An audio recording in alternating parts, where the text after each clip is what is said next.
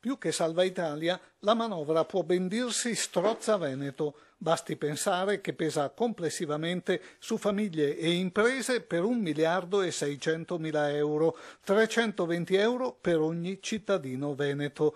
IMU, IRPEF sui carburanti, pensioni, enti locali, IVA, crediti dalle banche. La stretta è in tutti i settori, con una spinta centralista che uccide il federalismo. Un negoziante che fino all'anno scorso pagava 2-3 mila euro di ICI, quest'anno ne paga 6-7 mila euro.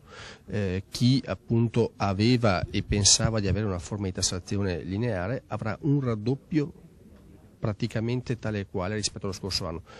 Il governo, insomma, più che salvare l'Italia, aumenta in maniera pesantissima il prelievo fiscale ai soliti noti, senza escludere nuovi sacrifici a breve, visto che non si è fatto nulla per ridurre la spesa. Neppure il senatore Franco è molto tenero con il Premier.